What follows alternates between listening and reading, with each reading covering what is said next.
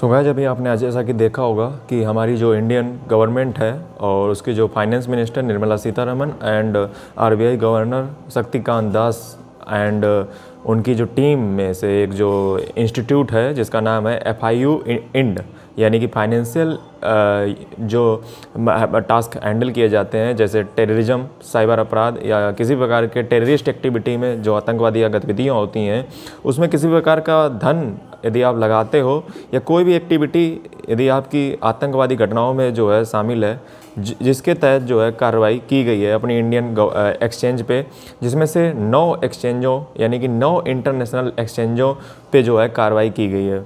क्या कार्रवाई की गई है इसके बारे में डिटेल में समझेंगे। समाधान क्या है, क्योंकि मैं समस्याओं पे बात करना कम पसंद करता हूँ, मेन समाधान पे बात करना पसंद करता हूँ। क्या इसके समाधान है, सारी कुछ बात इस वीडियो में करूँगा और क्या भविष्य में होने वाला है, आखिर ये क्यों माहौल बना, सब पे चर्चा करेंगे। तो चलिए वीडियो को बिना बकवास के हमेशा की तरह स्टार्ट कर लेते हैं।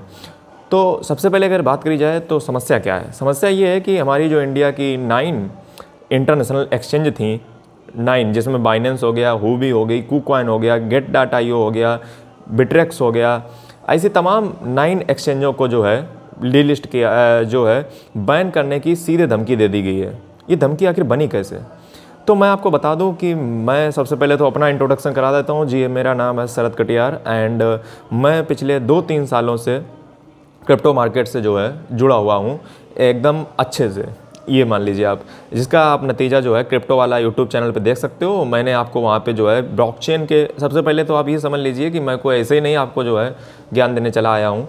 मैंने ब्लॉकचेन फंडामेंटल कोर्स पढ़ाया हुआ है यूनिवर्स डिकोडर पे। क्रिप्टो वाला पे आपको कई सारी प्लेलिस्ट मिल जाएंगी। आपको हमारे यूनिवर्स डिकोडर चैनल और क्रिप्टो वाला की प्लेलिस्ट चेक करनी चाहिए, जहाँ पे मैंने बहुत सारी चीज़ें सिखा के रखी हैं। हालांकि अब मैं थोड़ा जो हूँ मार्केट में कम आ पाता हूँ, कम वीडियो ला पाता हूँ, बट ये मुद्दा थोड़ा बड़ा था, इसलिए मैं इस वीडियो को आपके सामने ला रहा हूँ। तो 9 क्रिप्टो एक्सचेंज को जो है बैन कर दिया गया। और बैन किस कारण से किया गया, इसके पीछे जो है हम आपको बता दें कि अभी ये एकदम देखिए कुछ भी नहीं होता है। आप पहले सबसे पहले ये आप फंडामेंटल समझिए कि कुछ भी एकदम नहीं होता है। मतलब आज एक दिन में जो है 9 की 9 एक्सचेंज नहीं बैन हो गई हैं। इसके पीछे जो माहौल है वो 10-15 दिन पहले ही बन चुका था। जैसा आपको याद हो कि हमारी जो पार्लियामेंट है उसमें एक बार जो है इसकी चर्चा चली थी कि क्या ये एक्सचेंज जो है इनको रजिस्टर करना पड़ेगा। तो उसमें से किसी ने कहा भी था कि इसको जो है बहुत जल्दी इंडिया के लॉ के हिसाब से जो है कंप्लायंस करना पड़ेगा, और वही आज हो भी गया।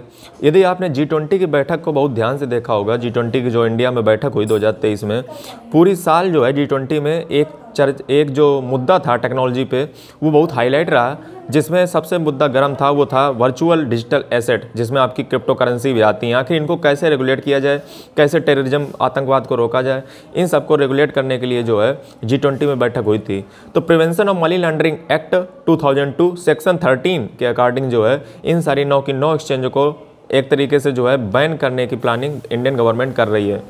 तो क्या समाधान है, क्या वाकई में बैन हो जाएगा? देखिए, बैन जो है आप किसी भी तरीके से आप उसको एक्सेस नहीं कर पाओगे। आप कहोगे हम VPN से कर लेंगे, वो सब कुछ ना चलेगा आपका, मैं आपको बता देता हूँ, क्योंकि वो फिर इलीगल एक्टिविटी में आ जाएगा और जो है आप देश के लॉ के विरुद्ध जाओगे, जो कि एक ठीक बात नहीं है। फिर वो चाहे जो भी लाए, जिस भी हिसाब से गवर्नमेंट लाए, हमें उनके लॉ के हिसाब से फॉलो करना है, कानून के हिसाब से ही चलना पड़ेगा। तो कानून की अगर बात मानी जाए तो सबसे पहले तो मैं आपको बता दूँ कि क्रिप्टो करेंसी पे 30% फ्लैट टैक्स लगता है। और मैं आपकी जानकारी के लिए बता दूं कि जितने भी आपने अभी तक क्रिप्टो में जो है डीलिंग की हो, आज तक आपने जितने भी खरीद फरोख्त की हो, ट्रेडिंग की हो, जितना भी प्रॉफिट किया हो, जितना भी अर्न किया हो, जितना भी कमाया हो, जितना भी लॉस किया हो, देखिए सबसे पहले तो मैं आपको बता देता हूं कि हमारा एक आर्टिकल नंबर 20 होता है। आर्टिकल 20 में अगर आप पढ़ोगे तो वहाँ पे लिखा है कि जब कानून लागू होता है उसके बाद से ही जो है वो अप्लीकेबल होता है। यानी कि 30% टैक्स हमारा लगा था आज से लगभग 1 साल पूर्व। तो यानी कि उसके बाद से आपने जो भी ट्रांजैक्शन किए, जो भी डीलिंग की, उस पे जो है क्रिप्टो टैक्स आपको उसके हिसाब से 30% प्रॉफिट पे देना पड़ेगा। यदि आपका लॉस होता है तो इंडियन गवर्नमेंट को उससे कोई मतलब नहीं, लेकिन यदि आपने प्रॉफिट किया है तो उस पर 30% फ्लैट टैक्स देना पड़ेगा। ध्यान रखिए, प्रॉफिट पे। इसका मतलब है अगर आपने 100 रुपये लगाए, अगर वो आपके 200 रुपये हो गए तो उसमें से जो 100 का प्रॉफिट हुआ है उस पर लगेगा, यानी कि 30 रुपये आपको देना पड़ेगा इंडियन गवर्नमेंट को। तो सबसे बड़ी समस्या यहाँ पे लोगों के पास ये आ रही है कि वो जो है एकदम पुराने ठर्रे पे चल रहे हैं, डेली जो है खरीद फरोख्त बहुत कुछ करते हैं, प्रॉफिट कमाते हैं, सब करते हैं, लेकिन उनके पास कोई भी रिकॉर्ड नहीं है, जो कि एक सबसे बड़ी चिंता का सबब है। ये आप समझ लीजिए अच्छे से, अगर किसी भी दिन जो है आपके ऊपर जो है कार्रवाई होती है तो समझ लीजिए कि आपको सारे वो स्टेटमेंट दिखाने पड़ेंगे कि आपने किस तारीख को क्या खरीदा, कितना बेचा, कितना प्रॉफिट किया, कहाँ से किस एक्सचेंज पे ट्रांसफ़र किया, किस ट्रस्ट वॉलेट पे एक्सचेंज किया, किस डिसेंट्रलाइज वॉलेट पे ले गए, ये सारा एड्रेस जो है आपका मॉनिटर होगा। अब आप कहोगे हम तो हैं होशियार आदमी, कैसे ट्रेस करोगे हमें, क्योंकि हम जो है क्रिप्टो करेंसी में ट्रेड करते हैं और ये जो है अनट्रैकेबल है। तो इसीलिए मैं आपसे बराबर सजेस्ट करता हूं कि आपको जो है ब्लॉकचेन का फंडामेंटल कोर्स देखना चाहिए, जो मैंने बहुत अच्छे से पढ़ा के रखा है यूनिवर्स डिकोडर में। तो उसमें आपको ये समझना पड़ेगा कि क्रिप्टो करेंसी अनट्रैकेबल नहीं है, क्रिप्टो करेंसी दरअसल एनोनिमस होती हैं, ये आपको समझना पड़ेगा। अनट्रैकेबल किस बेवकूफ़ ने बता दिया। अनट्रैकेबल इसमें मतलब आपको, अब आप ये कहोगे कि ट्रस्ट वॉलेट, मैं ये कह दूंगा कि ट्रस्ट वॉलेट मुझे क्या पता किसके पैसे में गए हैं। देखिए एक एक पोल खुल जाएगी, मैं आपको बता देता हूँ कैसे खुलेगी। आप जो है आपने विड्रा करके ट्रस्ट वॉलेट पे भेजा, तो ट्रस्ट वॉलेट पे एड्रेस आपने डाला, वो एड्रेस आप किस एक्सचेंज क्यों आपने एड्रेस डाल के उस पर भेजा, आपका क्या उससे रिलेशन था, वो कौन था जिसको आपने पैसा भेजा, तो ये सारे रिकॉर्ड आपको जो है पोल पुतिना सब खुल जाएगी। इसलिए मैं बार बार आपसे कह रहा हूँ ईमानदारी से काम कीजिए। जितना भी आपने आज तक जितना भी, यदि आपका ट्रस्ट वॉलेट है तो डरने की कोई बात नहीं है, आप बस अपना रिकॉर्ड मेंटेन करके रखिए कि ये मेरा ट्रस्ट वॉलेट है, तो इसमें जो है मैं सेफ्टी के लिए अपने फंड को रखता हूँ, और यदि भविष्य में कोई प्रॉफिट होगा, और देखिए ये मैंने यहाँ पे इतना का खरीदा था, इसको मैंने ट्रस्ट वॉलेट पे मूव किया, उसके बाद जो है यहाँ पे फिर मैं मूव कर लेता हूँ, और उसके बाद जो है इतना प्रॉफिट हुआ, उस हिसाब से आपको कैलकुलेट करके रखना पड़ेगा। ये आप बिल्कुल अच्छे से दिमाग में डाल लीजिए। 9 की 9 एक्सचेंज बैन हो चुकी हैं। फाइनेंशियल एक्शन टास्क फोर्स यानी कि FATF जो G20 की एक ही संस्था है, वो भी जो है इन सारी गतिविधियों पे जो है बहुत दिनों से काम कर रही थी कि इनको कैसे इन सारी एक्टिविटी को रोका जाए। तो अंत में मैं कहना क्या चाहता हूँ, अंत में मैं कहना इतना ही चाहता हूँ कि आप सबसे पहले तो जितना भी आपने एक स्टेटमेंट है सब कुछ रेडी कीजिए। वहीं पे जो इंडियन गवर्नमेंट है उसने 30% टैक्स लगाया है। क्या ये जो गवर्नमेंट ने 9 एक्सचेंज को बैन करने की बात कही है, क्या ये सही है या गलत है या कोई क्या है? तो देखिए दरअसल आम तरीके से होता क्या है कि सबसे पहले किसी को वार्निंग दी जाती है, तत्पश्चात उस पर कोई कार्रवाई की जाती है। लेकिन हमारी इंडियन गवर्नमेंट ने इसका उल्टा किया है, पहले जो है सीधे कार्रवाई कर दी है और वार्निंग कुछ नहीं मिली है। वार्निंग हालांकि एक तरीके से संसद में भवन में जो है मुद्दा ये उठा तो 10-15 दिन पहले था, जिसमें एक स्टेटमेंट में कहा गया था कि हाँ कंप्लायंस करना पड़ेगा, बट किसी ने ये नहीं सोचा था कि डायरेक्ट एकदम जो है कार्रवाई हो जाएगी। और 9 की 9 एक्सचेंज को इंडिया में बहुत सारा कस्टमर है। मैं आपको बता दूं दुनिया की वर्ल्ड की मार्केट सबसे बड़ी इंडिया में है, इसलिए दुनिया के सारे इन्वेस्टर्स इंडिया में आना चाहते हैं और इंडिया का एक अच्छा खासा अमाउंट जो है क्रिप्टो मार्केट में लगता है। लेकिन हमारे जो विदेशी हैं वो ज़्यादा इसमें जो है निवेश करते हैं। इंडिया में शायद इतना जागरूकता नहीं है, ना इनको पता है इतना, मुझे नहीं लगता, शायद बहुत कम ही जनता होगी जो इस सारी चीज़ों को जानती होगी, 5% 10% अराउंड फिगर होगा कुछ। लेकिन विदेशी, लेकिन इंडिया का मार्केट आने वाला तो है, आने वाला तो इस सेक्टर को जो है क्रिप्टो की जो इंडस्ट्री है इसको आने वाले समय में तो बूस्ट करेगा। यानी कि क्रिप्टो का जितना भी व्यक्ति इंडिया में है उसको सबसे पहले तो ये मांग करनी चाहिए कि जो ये 30% टैक्स आप लगा के रखे हो, और कोई भी इंडिया में सिक्योर मैकेनिज्म भी नहीं है जहाँ पे इंडिया का व्यक्ति वहाँ पे ट्रेड कर सके। आपने सब कुछ, यानी कि इंडिया की अगर एक्सचेंज की बात की जाए तो इतनी घटिया एक्सचेंज है, जिसमें वजीरेक्स बात कर लो, कॉइन DCX आदि तो भाग के चली गई। वजीरेक्स ने देखिए जो बाइनेंस, मैं जो हूँ किसको यूज़ करता हूँ तो मैं आपको बता दूँ, मैं बाइनेंस को यूज़ करता हूँ, दुनिया की सबसे वर्ल्ड लार्जेस्ट, और मुझे बिल्कुल यूजर फ्रेंडली और बिल्कुल अच्छी एक्सचेंज लगती है, जिसमें बहुत आसानी होती है ट्रेड करने में, अच्छी खासी लिक्विडिटी वहाँ पे भी रहती है। मेरी तो फेवरेट बाइनेंस थी, और बाइनेंस की ही जो है एक आप समझ लीजिए एक अदर कंपनी वजीरेक्स को भी बाइनेंस ने यही सोच के ख़रीदा था कि इंडिया में वजीरेक्स को जो है एज ए ऑपरेटर हम यूज करेंगे बाइनेंस की जगह पे, बट बाइनेंस ऐसा करने में नाकामयाब रहा। और अभी आपने 1.5 साल पहले, चूँकि मैं इन सारी घटनाओं से परिगत रहता हूँ, तो मैंने इसमें जो है 1.5 साल पहले बाइनेंस के CEO जो चैंगपेंग झाओ, CZ बाइनेंस जिनको कहते हैं, उन्होंने स्टेटमेंट साफ दे दिया कि अब वजीरेक्स से मेरा कोई संबंध नहीं है। तो वहीं से क्लियर हो गया कि अब बाइनेंस का वजीरेक्स से कुछ रहा ही नहीं है, और लोग क्या मानते थे कि वजीरेक्स जो है बाइनेंस का ही है। तो भविष्य में क्या पॉसिबिलिटी हैं, 2 ही यहाँ पे तरीके हैं, या तो ये सारी एक्सचेंज इंडिया गवर्नमेंट के जितने भी लॉ हैं उनके हिसाब से जो है इंडिया में आएँ, इंडिया के जितने भी कानून हैं उनका सबका पालन करें।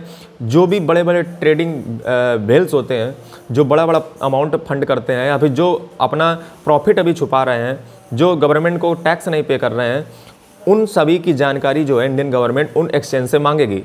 तो यानी कि वो एक्सचेंज जो है डाटा उनको प्रोवाइड करना पड़ेगा एक तरीके से सेंट्रलाइज नेटवर्क के रूप में, और उनको जो है ये इससे बच नहीं सकते हैं, समझे। या तो ये लोग जो है भाग जाए अपनी बोरी बिस्तरा बंद करके, जिसमें लॉस दोनों लोगों का होगा। उस कंपनी का भी लॉस होगा जो कंपनी भागेगी, और उसका इंडिया के कस्टमर को तो लॉस हो गई। मान लीजिए उसने फंड ना मूव कर पाया, उससे पहले ही ब्लॉक हो गई। हो सकता है एक टाइमलाइन दी जाए कि इतने तारीख को हम जो है बैन कर देंगे, आप मूव कर लीजिए फंड जो भी करना हो। इसमें थोड़ा बहुत नुकसान नहीं होगा, मूव कराने में तो खर्चा आता है फी। अभी जो बड़े बड़े वेल्स हैं उनके लिए तो कुछ भी नहीं है, तो वो आसानी से कह देते हैं। मैं समझता हूँ एक आम पब्लिक को जो है फंड मूव कराने में बहुत दिक्कत होती है, और बहुत सारा पैसा जो है उसमें डॉलर में कट जाता है। इसलिए मैं आपको बार बार सजेस्ट करता था, आप अगर हमारी 2-3 साल पुरानी वीडियो उठाकर देखोगे तो मैं बार बार आपसे कहता था किसी ढंग के एक्सचेंज पे आइए, ये सस्ते मध्य दुनिया के एक्सचेंज पे मत मारे घूमिए। अब देखिए आज वही हुआ कि आज जो है गवर्नमेंट ने 9 की 9 एक्सचेंजों को बैन कर दिया। अब आप कहोगे एक्सचेंज तो धड़ल्ले से चल रही है इंडिया में। अरे चल रही हैं बट चलेंगी नहीं मतलब इनके पास 2 ही ऑप्शन है कि या तो रजिस्टर करवा लें या तो बोरी बिस्तरा बांध के निकल लें। रजिस्टर करेंगे तो इनके पास जो है गवर्नमेंट के साथ इनको कोऑपरेट करना पड़ेगा, और इनको सारा डेटा दिखाना पड़ेगा, कितना केवाईसी हुआ, कितना किस केवाईसी से कितना खरीदा गया, कितना बेचा गया, कितना सेल हुआ, किस वॉलेट पे मूव करा गया, उस वॉलेट में जो है कितना फंड रखा है। आप कहोगे एक वॉलेट में कितना फंड रखा कैसे पता चलेगा? अरे 2 मिनट का काम है पता करना। BSC जो एड्रेस होता है, ये देखिए आपको ये सब हरकतें आपकी क्यों होती हैं, इसके पीछे कारण ये है कि आपको सही समझ ही नहीं है मार्केट की। आप ज़िंदगी भर बस खरीद फरोख्त में लगे रहे, लेकिन आपने कभी स्टडी किया? तो एक बार मैं फिर सजेस्ट करूंगा कि आप हमारा ये जो ब्लॉकचेन का कोर्स है इसको पूरा कंप्लीट देख लीजिए जाकर के, ज्ञान भी बढ़ेगा और आपको सीखने को बहुत सारी चीज़ें मिलेंगी। फ्री में आज से 2 साल पहले बनाया है। तो आप ये समझ लीजिए कि आपने जितना भी ट्रस्ट वॉलेट पे भेजा होगा उसका जो ERC-20 एड्रेस होता है ना, वो सारा आपका डिसेंट्रलाइज जितना भी करेंसी होता है, टोकन कॉइन्स, उसका जानकारी दे देगा। और जितनी भी सेंट्रलाइज करेंसी होती हैं जो BSC से लिंक होती हैं, BEP-20 से लिंक होती हैं, वो सारी जानकारी एक साथ में आपको मिल जाएगी गवर्नमेंट को। यानी कि गवर्नमेंट जो है चाहे ना तो सब कुछ कर सकती है। भाई दिमाग से निकाल दीजिए कि कुछ नहीं होगा। मैं फिर आपसे कहूँगा कानूनों का पालन कीजिए। अगर गवर्नमेंट 30% टैक्स ले रही है, हाँ आप ये डिमांड कर सकते हो कि गवर्नमेंट अगर टैक्स ले रही है तो कुछ इंफ्रास्ट्रक्चर भी प्रोवाइड किया जाए इंडियन कस्टमर्स के लिए। इंडियन कस्टमर जो है आज भी जो है चोरी छुपे चलाता है, ये काम से करता है। सरकार को ये शर्म आनी चाहिए कि अगर आप 30% टैक्स ले रहे हो तो फिर कुछ इंफ्रास्ट्रक्चर भी तो लोगों को प्रोवाइड कीजिए जहाँ पर वो खरीदें फरोख्तें। क्यों वो इनको मजबूर करते हो? आप 30% टैक्स ले रहे हो तो उनको फिर वो फैसिलिटी भी प्रोवाइड कराइए। ये आप मांग उठा सकते हो, जो कि एक लाजमी बात है, क्योंकि इंडिया में कोई है ही नहीं, और हैं तो सब उल्टे सीधे हैं। कहीं कोई टैक्स लगाता है, कहीं कुछ लगाता है, कोई इतना महंगा डॉलर बेचता है, कोई बिल्कुल सस्ता डॉलर बेचता है, ऐसे सब चल रहा है उल्टा सीधा। तो इसकी जो है मांग आप ट्विटर पे उठाइए। ट्विटर पे मेरा यूज़र नेम है शरद कटियार 22। मेरे हर जगह यूज़र नेम एक ही है, शरद कटियार 22। आप मैं हर जगह फॉलो कर लीजिए, वहाँ पे जो है आप आवाज़ उठा सकते हैं। हालांकि सुनने वाला तो कोई नहीं है, वो तो पिछले 2 साल से आप देख रहे हो। बस गवर्नमेंट को पैसा चाहिए, बट अगर फैसिलिटी के नाम पे कह दो तो कुछ भी नहीं है। अब यहाँ पे जो है आते हैं हम वीडियो को लास्ट चरण में आ चुके हैं कि समाधान इसका क्या है। समाधान देखो इसका एक ही है जो मुझे समझ आता है, वो ये है कि देखिए एक्सचेंज पे अभी रहना और ना रहना एकदम खतरे की घंटी है। किसी भी समय गवर्नमेंट का बटन दब सकता है, क्योंकि ये गवर्नमेंट जो है बैन करने में एकदम अव्वल दर्जे पर रही है। फ्री फायर का नाम निशान मिटा, टिकटॉक का नाम निशान मिटा दिया, PUBG का नाम निशान मिटा दिया। हालांकि चलता है वो हमें भी पता है, वो दूसरे नाम से चलता है। ऐसे ही जो है ये गवर्नमेंट जो है कई सारी चाइनीज़ ऐप्स को बैन कर चुकी है। यानी कि इस गवर्नमेंट में जो है ना बैन करने का पुराना तजुर्बा है, तो किसी भी समय सरकार का बटन दब सकता है। इसलिए मेरी आपसे एक ही सलाह है कि अपना जितना फंड बाइनेंस, कुकॉइन, होबी आदि इत्यादि एक्सचेंज पर रखे हुए हो, उनसे फंड निकाल करके आप उन एक्सचेंज पर रख लीजिए जो एक्सचेंज जो है अभी जो है गवर्नमेंट की नज़र में नहीं आई हैं। आप कहोगे कौन सी एक्सचेंज है? बहुत सारी एक्सचेंज है, लेकिन हाँ ये बात ध्यान रखना कि कोई ऐसी वैसी एक्सचेंज मत चूज़ कर लेना जिसका कुछ पता ही था ना हो। मतलब कोई सस्ती मध्य एक्सचेंज ढूंढ ली, वो पता चला वो आपका डम एक्सचेंज हो, पैसा इकट्ठा करके सारा मार करके भाग गई, तो फिर क्या किया जाए? तो देखिए वो मैं करने वाला हूँ, जो आप करने वाले हैं, जब काम ईमानदारी का ही करना है तो सबसे अच्छा काम क्या है कि आपका जो ट्रस्ट वॉलेट हो। इसलिए मैं आपसे बार बार कहता हूँ कि ट्रस्ट वॉलेट 2 ही बनाया कीजिए, ज़्यादा नहीं बनाए जाते हैं। एक हॉट ट्रस्ट वॉलेट बना लीजिए, एक कोल्ड ट्रस्ट वॉलेट बना लीजिए। यदि आपके हैं तो बहुत ही अच्छा। जैसे कुछ लोग क्या होते हैं कि 50 ट्रस्ट वॉलेट उनके हैं और उनके पास आंकड़ा कुछ नहीं है। हो सकता है बाइनेंस से उन 50 अकाउंटों पे ट्रांजैक्शन किए हों, लेकिन उनके पास डिटेल नाम की कोई चीज़ नहीं है। किसी के पास पासवर्ड खो गया, किसी के पास की खो गई, किसी के पास 12 फ्रेश खो गए, कुछ खो गया। ये जब गवर्नमेंट मांगेगी ना तो एकदम सब अकल बाहर आ जाएगी। तो आप ये पहले समझिए कि सबसे पहले 2 ही वॉलेट बनाने हैं। ऐसा मैं जो करता हूँ वो मैं आपको बता रहा हूँ, ठीक है। आपको 2 वॉलेट बनाने हैं, एक हॉट वॉलेट, एक कोल्ड वॉलेट। हॉट वॉलेट पे जो है आप जो डेली ट्रांजैक्शन करते हो, ये मैं पहले भी बता चुका हूँ, कोई नया नहीं बता रहा हूँ। हॉट वॉलेट पे को इसलिए यूज़ किया कीजिए। ये हॉट वॉलेट बनेगा कैसे? अरे ट्रस्ट वॉलेट जो है वो एकदम डिसेंट्रलाइज है, बेहतरीन है। हालांकि वो इंटरनेट से कनेक्ट होता है, वैसे सबसे बढ़िया तो होता है हार्डवेयर वॉलेट। हालांकि अभी जो है आज देखिए मेरा जो है अब तक का एक्सपीरियंस क्या कहता है कि इस दुनिया में कुछ भी सिक्योर नहीं है। ये मेरी पहली लाइन है। आप हार्डवेयर की बात कर लो, चाहे जिसका बात कर लो, सब अनसिक्योर है। हार्डवेयर बहुत ज़्यादा सिक्योर है क्योंकि इसमें जो है वो इंटरनेट से कनेक्ट नहीं रहता है, और जो इंटरनेट से कनेक्ट रहता है वो कभी भी हैक भी हो सकता है क्योंकि पूरी दुनिया से कनेक्ट है और पूरी दुनिया से कोई भी आपके अंदर घुस सकता है। हार्डवेयर इंटरनेट से कनेक्ट नहीं रहता है। लेकिन कई बार आपने देखा होगा न्यूज़ों में कि मेटामास्क के वॉलेट पे कहीं कुछ अटैक हुआ, कहीं कुछ अटैक हुआ, तो ये ना करें, वो ना करें, हार्डवेयर को बंद रखें। तो फिर क्यों संकट आ जाता है हार्डवेयर पे? तो मेरा सवाल सीधा सा ये है कि अगर आप पैसे आपके पास ज़्यादा हैं, मान लीजिए आपके पास 10, 20, 50 लाख है, तो अच्छी बात है, आप हार्डवेयर वॉलेट अपलोड कर लीजिए। लेकिन इंडिया में ज़्यादा पॉपुलेशन ऐसी है जिसके पास उतना अमाउंट नहीं है, तो वो क्या करे, एक ट्रस्ट वॉलेट पे 2 वॉलेट बना ले, एक कोल्ड वॉलेट, एक हॉट वॉलेट, और उनकी जितनी भी फंड आपका एक्सचेंज पे पड़ा हुआ है वो अपने ट्रस्ट वॉलेट पे भेज ले, और ट्रस्ट वॉलेट पे भेजने के बाद उसको आराम से सिक्योर कर ले। इससे आप क्या फ़ायदे में रहोगे? इससे आप इस फायदे में रहोगे कि भविष्य में अगर बैन एंड कुछ भी होता है एक्सचेंज पे, आपका फंड सुरक्षित रहेगा और आप एकदम जो है शांति से जो है अपना काम धंधा देख सकते हो। मतलब ट्रस्ट वॉलेट पे आप रख सकते हो। अब आप कहोगे ट्रस्ट वॉलेट पर रख लिया तो गवर्नमेंट फिर कभी पूछेगी कि क्या क्या रखे हो ट्रस्ट वॉलेट पे, तो फिर मैं वही बात कह रहा हूँ, जब काम ईमानदारी से ही होना है तो फिर काहे डर रहे हो? सीधी बात है, ट्रस्ट वॉलेट पर रख लीजिए। ट्रस्ट वॉलेट पर रखने के बाद गवर्नमेंट जब भी मांगे तो कुछ कह दीजिए कि जो है आप सिक्योरिटी के तौर पे, क्योंकि एक्सचेंज का तो कोई भरोसा नहीं है, तो सिक्योरिटी के तौर पे आपने ट्रस्ट वॉलेट में मूव कर लिया, और ट्रस्ट वॉलेट में मूव करने के बाद उसको बंद कर दीजिए। सीधी बात है। जब कभी कोई देखने को कहे तो ये बता दीजिए कि इतने में जो है इतने रेट में मैंने खरीदा था, यहाँ से यहाँ पे ट्रांसफ़र कर लिया सिक्योरिटी के लिए। बस सिंपल सी बात है। अगर आप ये नहीं करना चाहते तो किसी दूसरे एक्सचेंज पे कर लीजिए। लेकिन मैं आपसे एक बार बार कह रहा हूँ, कानून का पालन कीजिए, कानून के साथ कंप्लाई कीजिए। यदि आप 30% टैक्स से खुश नहीं है तो ट्विटर पे कैंपेन चलाइए, वो अच्छी बात है, मैं भी इसका सपोर्टर हूँ। बट इलीगल एक्टिविटी मत कीजिए। गवर्नमेंट जो है जो कर रही है सही कर रही है, क्योंकि ये सारी एक्सचेंजें जो हैं वो कहीं ना कहीं टैक्स गवर्नमेंट का जो है इवेजन कर रही हैं। इंडिया में टैक्स जो है गवर्नमेंट को नहीं जा रहा है, जिसके कारण गवर्नमेंट जो है वो एक्शन ले रही है, और आरबीआई भी इसके पक्ष में नहीं है। G20 में बहुत सारी बैठकों में यही सारी चीज़ें डिस्कस हुई थी क्रिप्टो करेंसी के ऊपर, जो कि अब जो है नतीजागत परिणाम आपको देखने को मिल रहा है। तो ये वीडियो जो है मैं क्रिप्टो पे शायद ये पिछले 1.5 साल बाद ले रहा हूँगा, क्योंकि 1.5 साल तक मैं कुछ नहीं बोला हूँ क्रिप्टो पे, और क्योंकि मेरी अपनी मजबूरी थी, मैं कहीं से अदर काम में व्यस्त हो गया था। जब मुझे लगा कि अब जो है यहाँ पे कुछ नहीं होने वाला है, क्योंकि मैं मार्केट की ट्रेंड को समझता हूँ और मैं जानता हूँ कि 2020 के बाद जो है 2021 के बाद जो है वो मार्केट डंप जाना ही है, तो मैं फालतू की बकवास करने क्या डेली आया। मैंने सिंपल सा एक बार टेलीग्राम पे कह दिया था कि मुझे लग रहा है कि मार्केट अब नहीं उभरेगी और ना ही उभरी। अब फिर 2024 आ रहा है, फिर मौसम आ रहा है, फिर फेस्टिवल आ रहा है, फिर हालविंग होगी, फिर मार्केट अप जाएगी। तो आप मेरे वीडियो भविष्य में हो सकता है देख सकें, यदि टाइम मिला मुझे तो यही कारण था, मैंने मार्केट से एग्जिट मान लिया और ये 1.5 साल बाद मेरा वीडियो आपके सामने रहा। वीडियो यदि अच्छा लगा तो वीडियो को लाइक करें, चैनल को सब्सक्राइब करें। भविष्य में यदि टाइम मिला तो दोबारा फिर आऊँगा। धन्यवाद। जय हिंद, वंदे मातरम।